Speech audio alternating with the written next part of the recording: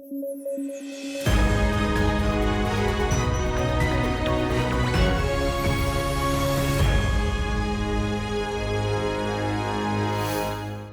जनवरी को हर साल प्रवासी भारतीय दिवस के तौर पर मनाया जाता है। इसकी theme diaspora reliable partners for India's progress in Amrit Kaal रखी गई है। 2023 में 17वें प्रवासी भारतीय दिवस का आयोजन मध्य प्रदेश के इंदौर में किया जा रहा है।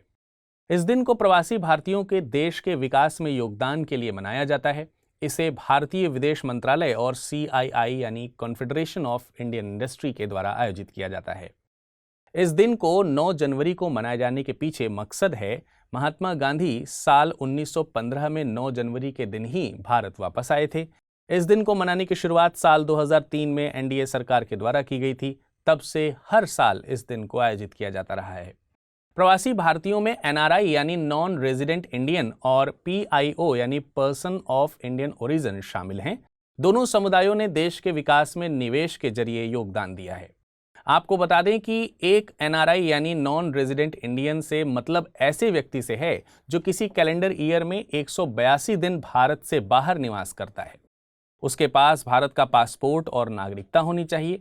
साल 2015 में सरकार ने PIO का प्रावधान खत्म करके OCI कार्ड को ही प्रचलित कर दिया था। व्यक्ति या तो पहले भारत का नागरिक रहा हो या उसके माता पिता या पिता भारतीय नागरिक रहे हों। पाकिस्तान, श्रीलंका, बांग्लादेश, नेपाल, अफगानिस्तान और ईरान कुछ ऐसे देश हैं जहां के भारतीय मूल के लोगों पर यह सुविधा नहीं मिलती है। OCI एक तरह से भारत में जीवन भर रहने, काम करने और सभी तरह के आर्थिक लेन देन करने की सुविधा देता है। साथ ही OCI धारक व्यक्ति जब चाहे बिना वीजा के भारत आ सकता है। OCI कार्ड जीवन भर के लिए मान्य होता है। भारतीय गृह मंत्रालय की वेबसाइट के अनुसार OCI कार्ड के धारकों के पास भारतीय नागरिकों की तरह सभी अधिकार हैं, लेकिन 4 चीजें वे नहीं कर सकते हैं। पहला, चुनाव नहीं लड़ सकते। दूसरा, वोट नहीं डाल सकते। तीसरा, सरकारी नौकरी या संवैधानिक पद पर नहीं हो सकते। और चौथा, खेती वाली जमीन नहीं खरीद सकते। इस तरह OCI सभी मामलों में NRI के समान नहीं होते। इस खबर की अहमियत को समझने के लिए साल 2016 में UPSC द्वारा आयोजित EPFO की परीक्षा में पूछे गए सवाल पर आइए करते हैं गौर। प्रश्न था, निम्नलिखित में से कौन सा कथन एक प्रवासी भारतीय नागरिक के बारे में सही नहीं है? एक OCI किसी दूसरे देश का नागरिक होता है। एक OCI के पास भारत आने के लिए एकाधिक प्रवेश दीर्घकालिक वीजा होता है। एक OCI सभी मामलों में NRI के बराबर होता है। और एक OCI सार्वजनिक रोजगार में अवसर की समानता के मौलिक अधिकार का हकदार नहीं है। इसका सही जवाब है विकल्प C। GPFI यानी global partnership for financial inclusion की मीटिंग कोलकाता में शुरू हो गई है। दरअसल GPFI G20 के फाइनेंशियल ट्रैक का हिस्सा है। 3 दिन तक चलने वाली इस बैठक का आयोजन कोलकाता के विश्व बैंक कन्वेंशन सेंटर में किया जाएगा। इसके शुरुआती सेशन को नीदरलैंड की क्वींस मैक्सिमा संबोधित करेंगी। मीटिंग में 3 मुद्दों को फोकस किया जाएगा। इनमें से the principles of digital financial inclusion, remittance, costs और SME फाइनेंस अवेलेबिलिटी शामिल हैं। गौरतलब है कि बीते दिसंबर में भारत ने G20 की अध्यक्षता हासिल की है। साल 2023 की G20 की सालाना बैठक भारत में आयोजित हो रही है। आपको बता दें, फाइनेंशियल इंक्लूजन यानी वित्तीय समावेशन से मतलब रोजाना की वित्तीय जरूरतों को दुनिया के लोगों तक कम कीमत में मुहैया कराना है। फिनटेक में हो रहे एडवांसमेंट से वित्तीय समावेशन में आसानी हुई है। हालांकि विश्व बैंक द्वारा जारी आंकड़ों के अनुसार दुनिया के 1.7 बिलियन वयस्कों के पास बेसिक बैंक अकाउंट की सुविधा नहीं है। फिनटेक यानी फाइनेंशियल टेक्नोलॉजी से मतलब है कि वित्तीय सेवाओं को तकनीकी के जरिए मुहैया कराना। इसमें online banking, mobile payment apps, crowd funding platforms, robo advertisers, stock trading apps और क्रिप्टो करेंसी को भी रखा जा सकता है। भारत दुनिया में सबसे तेजी से बढ़ते फिनटेक बाजारों में से एक है। भारत में विश्व स्तर पर सबसे अधिक फिनटेक एडॉप्शन रेट हैं। BIS यानी ब्यूरो ऑफ इंडियन स्टैंडर्ड का 76वां स्थापना दिवस मनाया गया। इस मौके पर SNAP यानी standard national action plan 2022-27 launch किया गया है। इसके जरिए तेजी से उभरती चुनौतियों, जलवायु परिवर्तन और सस्टेनेबिलिटी के मुद्दों को एड्रेस किया गया है। इसकी सिफारिशों के जरिए देश में क्वालिटी कल्चर को बढ़ावा दिया जाएगा। गौरतलब है कि बिना गुणवत्ता को लागू किए भारत विकसित देशों की श्रेणी में नहीं पहुंच सकता। BIS को BIS एक्ट 1986 के तहत गठित किया गया था। इसे 1947 में गठित इंडियन स्टैंडर्ड इंस्टीट्यूशन के काम सौंपे गए थे। वर्तमान में BIS एक्ट 2016 के प्रावधानों के तहत काम करता है। इसका मकसद वस्तुओं का मानकीकरण और गुणवत्ता का सर्टिफिकेट देना है। BIS भारतीय अर्थव्यवस्था को कई तरीकों से लाभ पहुंचाता है, मसलन गुणवत्ता वाले सुरक्षित उत्पाद मुहैया करा के, उपभोक्ताओं के लिए स्वास्थ्य के खतरों को कम करके, निर्यात को बढ़ावा देके और आयात के विकल्पों को प्रोत्साहन देके आदि। आपको बता दें कि BIS हॉलमार्क गोल्ड और सिल्वर की ज्वेलरी के लिए तो ISI मार्क इंडस्ट्रियल प्रोडक्ट्स के लिए दिया जाता है, वहीं eco mark environment friendly products के लिए दिया जाता है। आइए अब नजर डालते हैं आज के बुलेटिन पर आधारित प्रश्नों पर। पहला प्रश्न है, इको मार्क उन भारतीय उत्पादों को दिया जाता है जो शुद्ध एवं मिलावट रहित हों, प्रोटीन समृद्ध हों, पर्यावरण हितैषी हों, आर्थिक दृष्टि से व्यवहार्य हों। अगला प्रश्न है, प्रवासी भारतीय दिवस के संबंध में निम्नलिखित कथनों पर विचार कीजिए। 17वें प्रवासी भारतीय दिवस का आयोजन इंदौर में किया गया था। 17वें प्रवासी दिवस की theme diaspora reliable partners for India's progress in Amrit Kaal है। प्रवासी भारतीय दिवस का आयोजन साल 1915 से किया जा रहा है। उपयुक्त में से सही कथन या कथनों का चुनाव कीजिए। केवल एक और दो, केवल दो और तीन, केवल एक और तीन। आइए अब बात करते हैं पिछले बुलेटिन पर आधारित प्रश्नों की और उनके उत्तर की। ग्राम सभा समिति से संबंधित निम्न कथनों पर विचार कीजिए। आतंकवाद और पलायन को रोकने के लिए 1995 में गृह मंत्रालय ने VDC स्थापित करने का फैसला किया। जम्मू कश्मीर के संवेदनशील क्षेत्रों में VDG स्थापित करने की नई योजना को केंद्रीय गृह मंत्रालय ने 2014 में मंजूरी दी थी। VDG का नेतृत्व करने वाले व्यक्तियों को सरकार द्वारा प्रतिमाह 4,500 रुपए का भुगतान किया जाएगा, जबकि अन्य को 4,000 रुपए प्रतिमाह मिलेंगे। या फिर VDG उपराज्यपाल के निर्देशन में काम करेंगे। नीचे दिए गए कूटों का प्रयोग कर सही उत्तर का चुनाव कीजिए। केवल एक और दो, एक, दो और तीन, केवल दो, केवल एक और तीन। इस प्रश्न का सही जवाब है विकल्प डी। अगला प्रश्न है, मधुमक्खियों के लिए बनाए गए दुनिया के पहले टीके से संबंधित कथनों पर विचार कीजिए। यह टीका ब्रिटेन के द्वारा विकसित किया गया है। इस वैक्सीन को बनाने का मकसद मधुमक्खियों को होने वाले फाउल ब्रूड बीमारी पर रोक लगाना है। नीचे दिए गए कूटों का प्रयोग कर सही उत्तर को चुनिए। केवल एक, केवल दो, एक और दो दोनों, ना तो एक ना ही दो। इस प्रश्न का सही जवाब है विकल्प बी। 10 जनवरी को दुनिया भर में विश्व हिंदी दिवस के तौर पर मनाया जाता है। इस दिन को मनाने का मकसद दुनिया में हिंदी भाषा को बढ़ावा देना है। साथ ही 10 जनवरी 1949 को ही पहली बार UN जनरल असेंबली में हिंदी का प्रयोग किया गया था। यह दिन 14 सितंबर को मनाए जाने वाले राष्ट्रीय हिंदी दिवस से अलग है। 10 जनवरी को पहली बार विश्व हिंदी दिवस साल 2006 में मनाया गया था, जिसकी घोषणा तत्कालीन प्रधानमंत्री मनमोहन सिंह जी ने की थी। साल 1975 में तत्कालीन प्रधानमंत्री इंदिरा गांधी जी ने विश्व हिंदी सम्मेलन की शुरुआत की। पहला विश्व हिंदी सम्मेलन नागपुर में आयोजित हुआ था। इस दौरान मॉरिशस के तत्कालीन प्रधानमंत्री सर शिव सागर राम गुलाम ने विश्व स्तर पर हिंदी संबंधित गतिविधियों के समन्वयन के लिए एक संस्था की स्थापना का विचार रखा था। इसके बाद लगातार कई विश्व हिंदी सम्मेलनों में मंथन के बाद मॉरिशस में विश्व हिंदी सचिवालय स्थापित करने पर भारत और मॉरिशस सरकार के बीच सहमति हुई। दोनों सरकारों के बीच समझौते पर हस्ताक्षर किए गए। मॉरिशस की विधानसभा में अधिनियम पारित किया गया और 11 फरवरी 2008 को विश्व हिंदी सचिवालय ने आधिकारिक रूप से काम शुरू किया।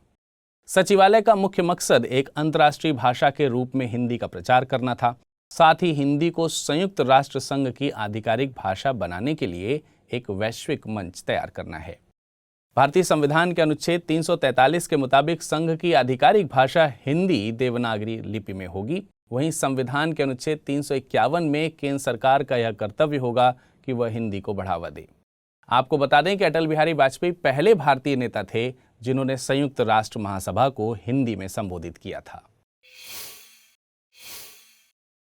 RBI ने घोषणा की है कि पहली बार SGRBS यानी सोवरेन ग्रीन बॉन्ड्स जारी किए जाएंगे। 16,000 करोड़ रुपए के ये बॉन्ड्स 8,000 करोड़ रुपए के 2 ट्रेंच में जारी किए जाएंगे। वर्तमान वित्तीय वर्ष में 5 सालों और 10 सालों के लिए ग्रीन बॉन्ड्स जारी किए जाएंगे। ये long term investment debt instruments होते हैं। सरकार ने SGRBS के लिए फ्रेमवर्क 9 नवंबर 2022 को जारी किया था। ग्रीन बॉन्ड्स ऐसे बॉन्ड्स होते हैं जिन्हें किसी sovereign entity, inter governmental groups या समूह और कॉरपोरेट्स द्वारा जारी किया जाता है। इन बॉन्ड्स का प्रयोग ऐसे प्रोजेक्ट्स में किया जाता है जो एनवायरमेंट फ्रेंडली, सस्टेनेबल होते हैं। गौरतलब है कि जलवायु परिवर्तन की चुनौतियों से निपटने के लिए ग्रीन बॉन्ड्स एक जरूरी फाइनेंशियल इंस्ट्रूमेंट्स के तौर पर उभरा है। बीते साल अगस्त में सरकार ने एमिशन इंटेंसिटी को 2030 तक GDP के मुकाबले 45% तक कम करने का लक्ष्य रखा था। ये कमी 2005 के स्तर से की जाएगी। इस लक्ष्य को हासिल करने के लिए सरकार को नवीकरणीय ऊर्जा प्रोजेक्ट्स में निवेश करना होगा। इसी मकसद से सरकार ने यूनियन बजट 2022-23 में SGRBS की घोषणा की थी। वेटलैंड इंटरनेशनल ने आर्द्र भूमियों यानी वेटलैंड्स के अस्तित्व पर बढ़ रहे संकट को लेकर एक रिपोर्ट जारी की है, जिसके मुताबिक भारत के 5 में से 2 वेटलैंड ने अपनी नेचुरल एग्जिस्टेंस खो दी है। इसके अलावा 40% वाटर बॉडीज ऐसी हैं जिनके पानी की गुणवत्ता मरीन एनिमल्स के लिए सर्वाइवल के लिए सही नहीं है।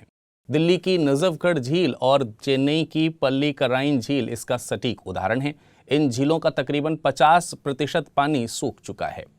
वेटलैंड्स या आर्द्रभूमि ऐसे क्षेत्र होते हैं जहां पर मिट्टी साल भर या साल के किसी समय में पानी से कवर रहती है या पानी इसकी सतह के पास मौजूद रहता है। आर्द्र भूमियों के महत्व की बात करें तो ये स्थानीय निवासियों की आजीविका का जरिया बन सकती हैं। इनके जरिए खाद्य सुरक्षा सुनिश्चित की जा सकती है। ये आपदा को रोकने में मददगार होती हैं। आर्द्र भूमियां बाढ़ की घटनाओं में कमी लाती हैं, तटीय इलाकों की रक्षा करती हैं। इसके अलावा प्रदूषकों को अवशोषित कर पानी की गुणवत्ता में सुधार करती हैं। आपको बता दें कि वेटलैंड इंटरनेशनल आर्द्र भूमियों के संरक्षण के लिए काम करने वाला इकलौता नॉट फॉर प्रॉफिट ऑर्गेनाइजेशन है। यह निजी क्षेत्र, सरकार और सिविल सोसाइटी के साथ मिलकर वेटलैंड को संरक्षित करने का काम करता है। इसका मुख्यालय नीदरलैंड्स में है। इस खबर की अहमियत को समझने के लिए साल 2014 में पूछे गए एक सवाल पर आइए करते हैं गौर। प्रश्न था, वेटलैंड्स इंटरनेशनल नामक संरक्षण संगठन के संदर्भ में निम्नलिखित में से कौन सा से कथन सही है या है? पहला, यह रामसर अभिसमय के हस्ताक्षरकर्ता देशों द्वारा बनाया गया एक अंतः सरकारी संगठन है। दूसरा, यह ज्ञान के विकास और संग्रहण के लिए तथा व्यवहारिक अनुभव का बेहतर नीतियों हेतु पक्ष समर्थन करने के लिए क्षेत्र स्तर पर कार्य करता है। नीचे दिए गए कोड का प्रयोग कर सही उत्तर चुनिए। केवल एक, केवल दो, एक और दो दोनों, ना तो एक ना ही दो। इसका सही जवाब है विकल्प बी। CPCB यानी सेंट्रल पोल्यूशन कंट्रोल बोर्ड ने एक रिपोर्ट जारी की है जिसके मुताबिक दिल्ली भारत का सबसे प्रदूषित शहर है। इस मामले में हरियाणा का फरीदाबाद दूसरे और यूपी का गाजियाबाद तीसरे स्थान पर है। हालांकि देश की राजधानी में PM 2.5 में पिछले 4 सालों में 7% की कमी आई है। अभी भी यह सरकार द्वारा निर्धारित लक्ष्य से कम है। गौरतलब है कि भारत सरकार ने जनवरी 2019 में NCAP यानी National Clean Air Programme launch किया था। इसके तहत बढ़ते वायु प्रदूषण को कम करने के लिए एक समयबद्ध राष्ट्रीय रणनीति की बात कही गई है। NCAP एक मध्यावधि पंचवर्षीय कार्य योजना है। इसके तहत 2024 तक पार्टिकुलेट मैटर्स 2.5 और 10 की सांद्रता को 20 से 30% तक कम करने का लक्ष्य रखा गया है। इसमें 2017 को बेस ईयर माना गया है। सितंबर 2022 में सरकार ने इसमें नया लक्ष्य तय किया था। साल 2026 तक पार्टिकुलेट मैटर्स की सांद्रता में 40% की कमी लाने की बात कही गई है। आपको बता दें कि CPCB एक सांविधिक संस्था है। इसे water prevention and control pollution act 1974 के द्वारा गठित किया गया था। बाद में इसे air prevention and control of pollution act 1981 के तहत शक्तियां और काम सौंपे गए थे। आइए अब नजर डालते हैं आज के बुलेटिन पर आधारित प्रश्नों की। पहला प्रश्न है, यूनाइटेड नेशंस में पहली बार हिंदी में भाषण देने वाले व्यक्ति कौन थे? स्वामी विवेकानंद, अटल बिहारी वाजपेयी, लाल बहादुर शास्त्री या इनमें में से कोई नहीं। अगला प्रश्न है, निम्नलिखित कथनों पर विचार कीजिए। सेंट्रल पोल्यूशन कंट्रोल बोर्ड एक सांविधिक संस्था है। इसे पर्यावरण संरक्षण अधिनियम 1986 के तहत गठित किया गया था। उपयुक्त में से कौन सा या से कथन सही है या है? केवल एक, केवल दो, एक और दो दोनों, ना तो एक ना ही दो। आइए अब बात करते हैं पिछले बुलेटिन पर आधारित प्रश्न की। पहला प्रश्न पूछा था, इको मार्क उन भारतीय उत्पादों को दिया जाता है जो शुद्ध एवं मिलावट रहित हों, प्रोटीन समृद्ध हों, पर्यावरण हितैषी हों, आर्थिक दृष्टि से व्यवहार्य हों। इसका सही जवाब है विकल्प सी। अगला प्रश्न था, प्रवासी भारतीय दिवस के संबंध में निम्नलिखित कथनों पर विचार कीजिए। 17वें प्रवासी भारतीय दिवस का आयोजन इंदौर में किया गया था। 17वें प्रवासी भारतीय दिवस की theme diaspora reliable partners for India's progress in Amrit Kaal है। प्रवासी भारतीय दिवस का आयोजन साल 1915 से किया जा रहा है। उपरोक्त में से सही कथनों का चुनाव कीजिए। केवल एक और दो, केवल 2 और 3 या फिर केवल 1 और 3। इसका सही जवाब है विकल्प बी। हिंदी में यूपीएससी की तैयारी से संबंधित प्रोग्राम्स को देखने के लिए सब्सक्राइब करें स्टडी IQ IAS हिंदी।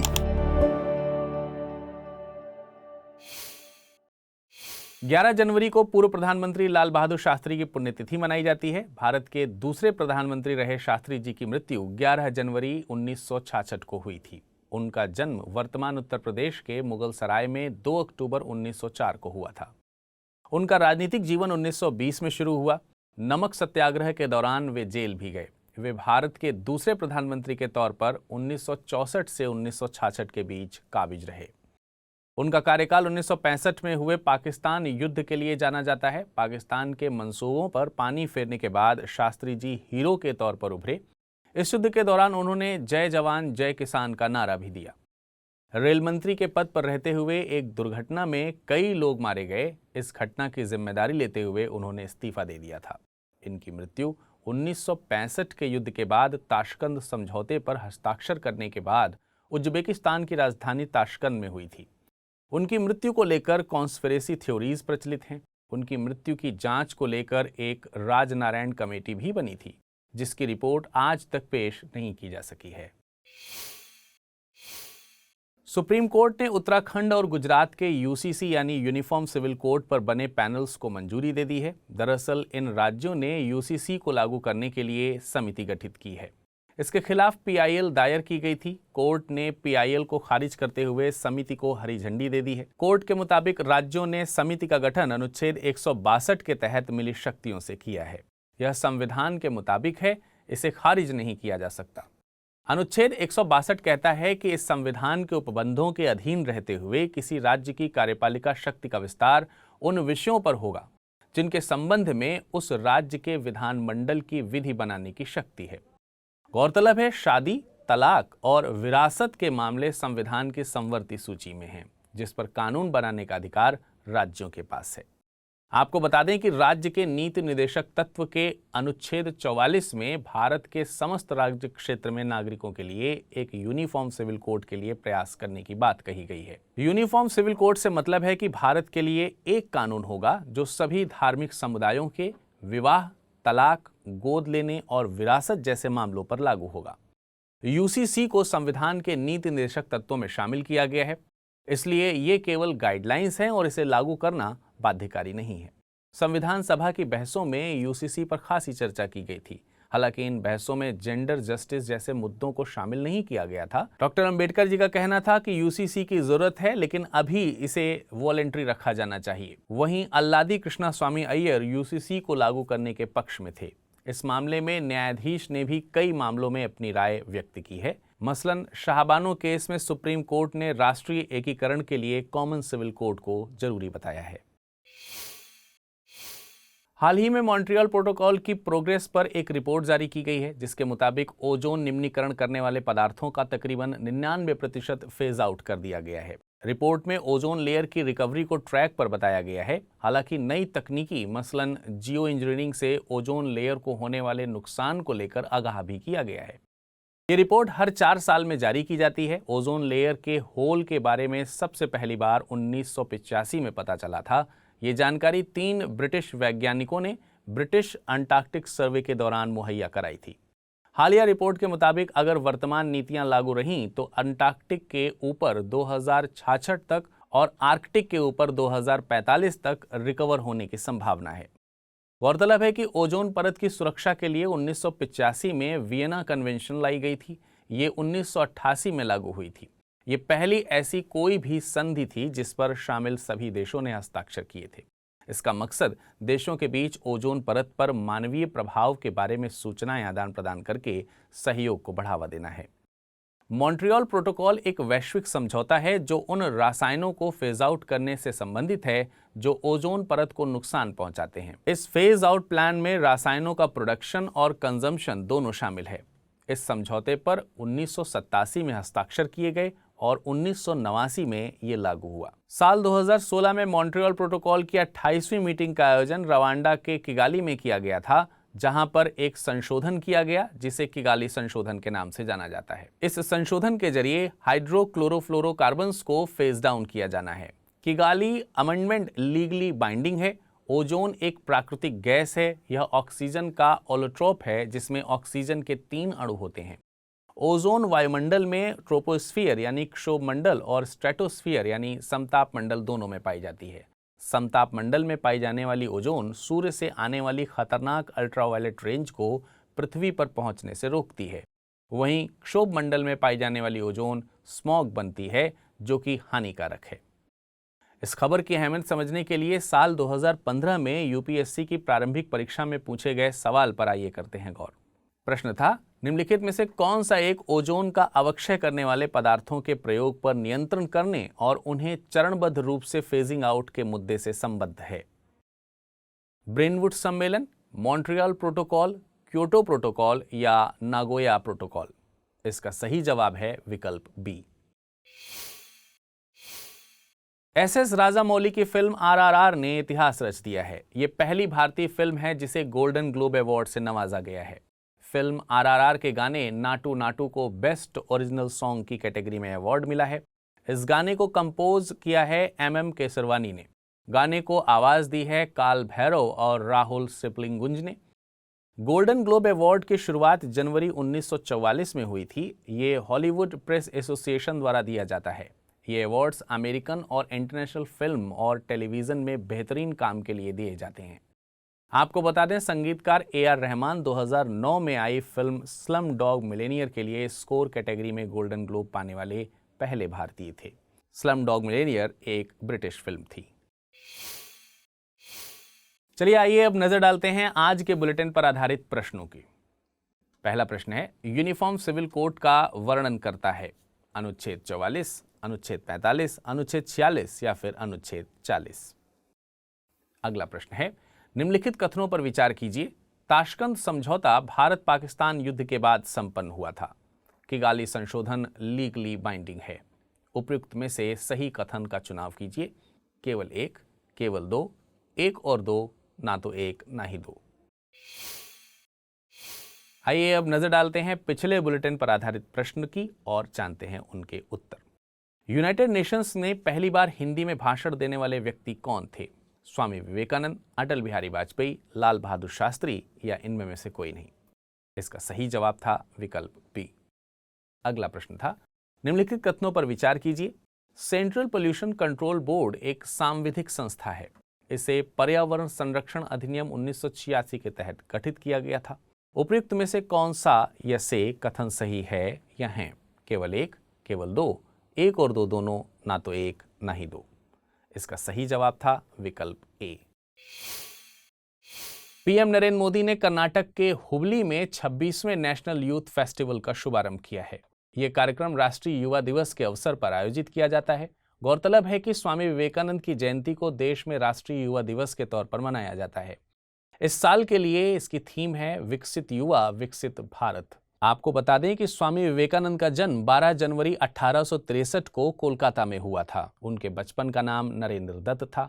ये स्वामी रामकृष्ण परमहंस के शिष्य थे। रामकृष्ण परमहंस की शिक्षाओं का प्रसार करने के मकसद से उन्होंने 1897 में रामकृष्ण मिशन की स्थापना की थी। यहाँ पर यह ध्यान रखना जरूरी है कि परमहंस मठ की स्थापना रामकृष्ण परमहंस ने की थी। रामकृष्ण मिशन एक हिंदू धार्मिक संगठन था, लेकिन इसने अन्य धर्मों को भी महान बताया। इसने मूर्ति पूजा का समर्थन किया। इसके मुताबिक मूर्ति पूजा उपासना का एक सरल तरीका है। स्वामी विवेकानंद ने 1893 में शिकागो में विश्व धर्म सम्मेलन में लोगों को बताया कि वेदांत केवल हिंदुओं का ही नहीं बल्कि सभी मनुष्यों का धर्म है। उन्होंने पश्चिमी दुनिया का भारत के वेदांत और योग दर्शन से परिचय कराया। विश्व बैंक ने ग्लोबल इकोनॉमिक प्रोस्पेक्ट रिपोर्ट जारी की है। रिपोर्ट के मुताबिक वैश्विक समृद्धि दर में तेजी से कमी आ रही है। इसकी वजह बढ़ती महंगाई, निवेश में कमी और रूस द्वारा यूक्रेन पर आक्रमण को बताया गया है। वैश्विक अर्थव्यवस्था 2023 में 1.7% की दर से तो 24 में 2.7% की दर से वृद्धि करेगी। भौगोलिक समूह के हिसाब से देखें तो दक्षिण एशिया की वृद्धि दर 2023 में 5.5% तो 2024 में 5.8% आंकी गई है।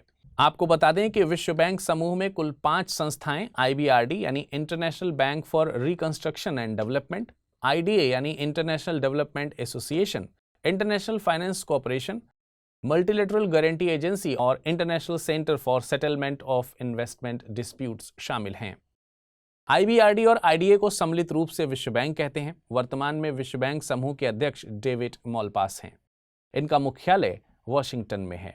विश्व बैंक द्वारा जारी की जाने वाली अन्य रिपोर्ट्स में World Development Report, Ease of Living Report और ग्लोबल इकोनॉमिक प्रोस्पेक्ट, साथ ही वर्ल्ड लॉजिस्टिक परफॉर्मेंस इंडेक्स शामिल हैं। इस खबर की अहमियत को समझने के लिए वर्ष 2014 में UPSC द्वारा पूछे गए एक सवाल पर आइए करते हैं गौर। प्रश्न था, निम्नलिखित में से किस संगठन द्वारा वर्ल्ड इकोनॉमिक आउटलुक रिपोर्ट जारी की जाती है? International Monetary Fund, United Nations Development Programme, World Economic Forum और वर्ल्ड बैंक। इस प्रश्न का सही जवाब है विकल्प A। NCL यानी नॉर्दर्न कोलफील्ड लिमिटेड जल्द ही M सैंड यानी मैन्युफैक्चर्ड सैंड का उत्पादन करेगी। NCL कोल इंडिया की सब्सिडरी है। M सैंड का उत्पादन एक पर्यावरणीय तौर पर सतत पहल है। इससे रिवर बेड इरोजन को सुरक्षित और जलीय इकोसिस्टम को संरक्षित किया जाएगा। M सैंड को कठोर ग्रेनाइट पत्थर से बनाया जाता है। इसे नदी रेत के स्थान पर कंक्रीट निर्माण के लिए प्रयोग किया जाता है। यह एक डस्ट फ्री उत्पाद है। M सैंड को विनिर्मित किया जाता है, इसलिए इसके साइज को आसानी से कंट्रोल किया जा सकता है। इसमें अशुद्धियां मसलन क्ले, सिल्ट और डस्ट की मौजूदगी नहीं होती है। आपको बता दें कि रेत एक माइनर मिनरल है। The mines and minerals develop and regulation act 1957 के तहत माइनर मिनरल्स पर विधिक और प्रशासनिक नियंत्रण राज्य सरकारों का होता है। उपराष्ट्रपति जगदीप धनखड़ एक बार फिर से न्यायपालिका और कार्यपालिका के बीच शक्तियों के विभाजन को लेकर सवाल उठा रहे हैं। उन्होंने न्यायपालिका द्वारा एनजैक को रद्द करने की निंदा की है। साथ ही न्यायपालिका द्वारा संविधान के मूल संरचना सिद्धांत का सहारा लेकर एनजैक को रद्द किए जाने को गलत ठहराया है। गौरतलब है कि संविधान का मूल संरचना का सिद्धांत न्यायिक समीक्षा का एक तरीका है, जिसके तहत सुप्रीम कोर्ट किसी कानून की विविधता की जांच करता है। इस सिद्धांत को सुप्रीम कोर्ट ने केशवानंद भारती बनाम केरल सरकार मामले में दिया था। इस मामले में केरल के एक मठ के प्रमुख केशवानंद भारती ने कोर्ट में याचिका दायर की थी। दरअसल मठ की भूमि का केरल भूमि सुधार संशोधित अधिनियम 1969 के तहत अधिग्रहण कर लिया गया था।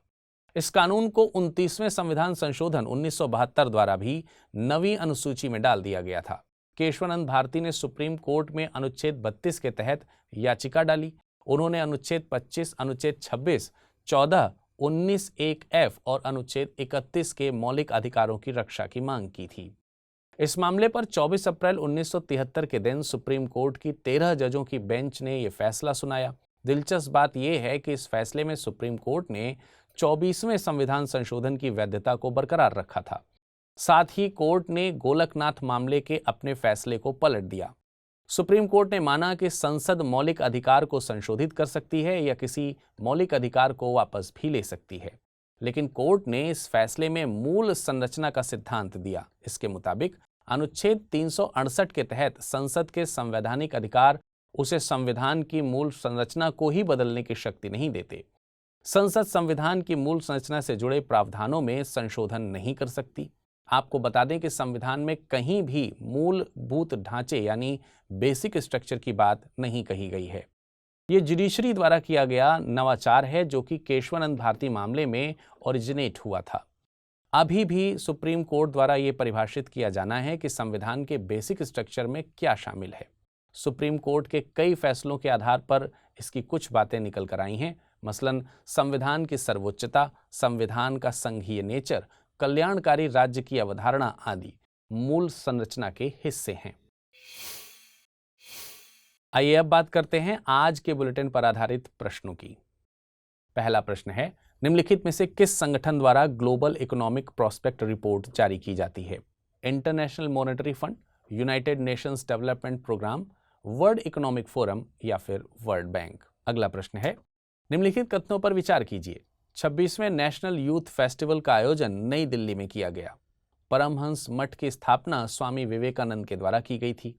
नीचे दिए गए कूटों का प्रयोग कर सही कथन को चुनिए। विकल्प 1, विकल्प 2, 1 और 2 दोनों, ना ही 1 ना ही 2। आइए अब नजर डालते हैं पिछले बुलेटिन पर आधारित प्रश्नों पर और जानते हैं उनके उत्तर। यूनिफॉर्म सिविल कोड का वर्णन करता है अनुच्छेद 44, अनुच्छेद 45, अनुच्छेद 46 या फिर अनुच्छेद 40। इस प्रश्न का सही जवाब था विकल्प ए। अगला प्रश्न है, निम्नलिखित कथनों पर विचार कीजिए। ताशकंद समझौता भारत पाकिस्तान युद्ध के बाद संपन्न हुआ था। किगाली संशोधन लीगली बाइंडिंग है। उपर्युक्त में से कौन सा कथन सही है? सही विकल्प के आधार पर सही उत्तर चुनिए। केवल 1, केवल 2, 1 और 2 दोनों, ना ही 1 ना ही 2। इसका सही जवाब है विकल्प सी, यानी दोनों कथन सही हैं। हिंदी में यूपीएससी की तैयारी से संबंधित प्रोग्राम्स को देखने के लिए सब्सक्राइब करें study IQIAS Hindi.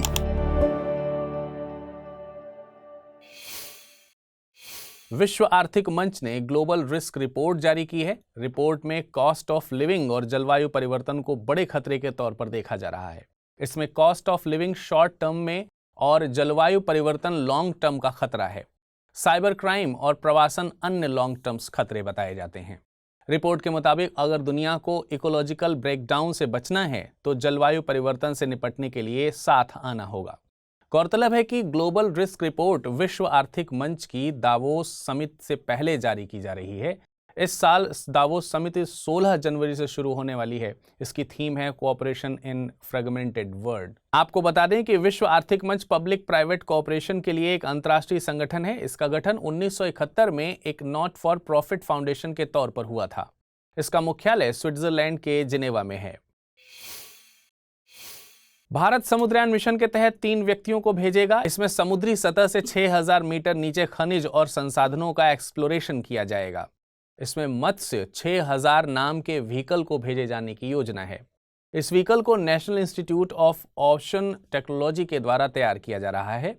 Normal operations में इसकी एंड्योरेंस यानी टिके रहने की क्षमता 12 घंटे और इमरजेंसी ऑपरेशंस में 96 घंटे है।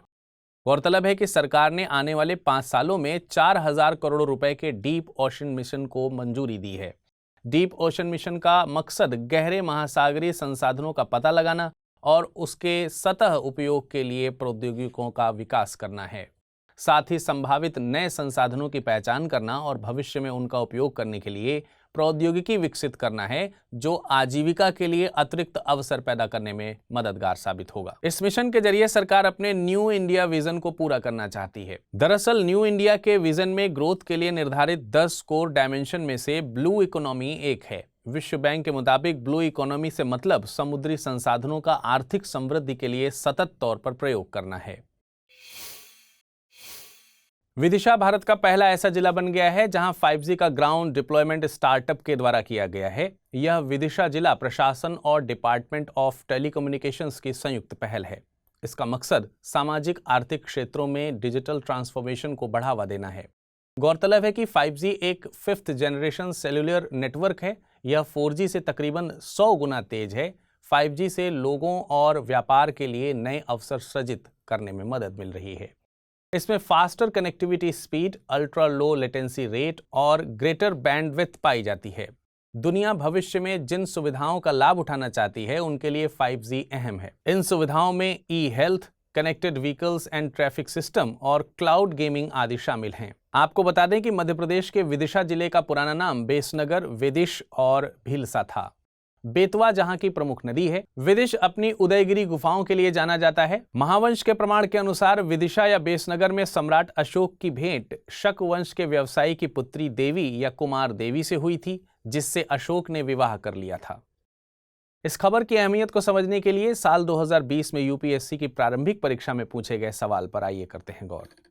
भारत के इतिहास के संदर्भ में निम्नलिखित युग्मों पर विचार कीजिए। प्रसिद्ध स्थल और वर्तमान राज्य।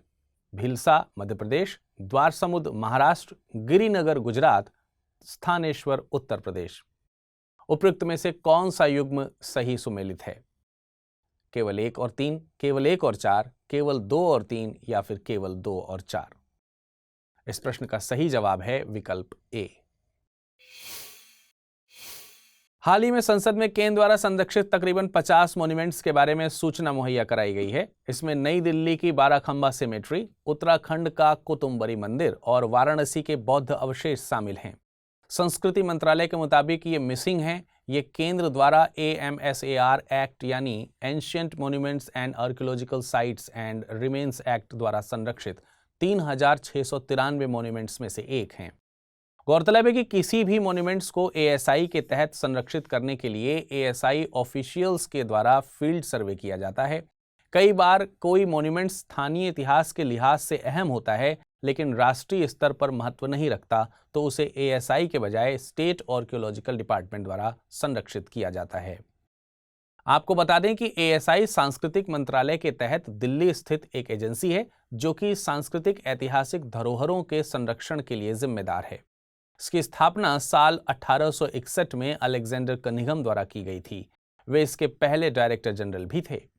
भारतीय संविधान के अनुच्छेद 49 में स्मारकों, राष्ट्रीय महत्व वाले स्थानों और वस्तुओं के संरक्षण की बात कही गई है। कलात्मक या ऐतिहासिक रुचि वाले हर स्मारक या स्थान या वस्तु को संरक्षित करना राज्य का दायित्व होगा। जिस स्मारक को संसद ने कानून बनाकर राष्ट्रीय महत्व का घोषित किया है, उसे डिस्ट्रॉय होने से बचाने की जिम्मेदारी भी सौंपी गई है। आइए अब नजर डालते हैं आज के बुलेटिन पर आधारित प्रश्न पर। पहला प्रश्न है, प्राचीन प्रसिद्ध स्थल भीलसा स्थित है राजस्थान में, मध्य प्रदेश में, हरियाणा में या फिर महाराष्ट्र में? अगला प्रश्न है, निम्नलिखित कथनों पर विचार कीजिए। दावोस समिट का संबंध विश्व आर्थिक मंच से है। Global risk report amnesty international के द्वारा जारी की जाती है। उपयुक्त में से कौन सा कथन सही है? सही कथनों का चुनाव कीजिए। केवल 1, केवल 2, 1 और 2, ना तो 1 ना ही 2। आइए अब नजर डालते हैं पिछले बुलेटिन पर आधारित प्रश्नों की और जानते हैं उनके उत्तर। निम्नलिखित में से किस संगठन द्वारा ग्लोबल इकोनॉमिक प्रोस्पेक्ट रिपोर्ट जारी की जाती है? International Monetary Fund, United Nations Development Programme, World Economic Forum या फिर वर्ल्ड बैंक? इसका सही जवाब है विकल्प डी। अगला प्रश्न था, निम्नलिखित कथनों पर विचार कीजिए। 26वें नेशनल यूथ फेस्टिवल का आयोजन नई दिल्ली में किया गया। परमहंस मठ की स्थापना स्वामी विवेकानंद के द्वारा की गई थी। नीचे दिए गए कोटों का प्रयोग कर सही कथन चुनिए। केवल 1, केवल 2, 1 और 2 दोनों, ना तो 1 ना ही 2। इसका सही उत्तर है केवल 2 यानी विकल्प बी।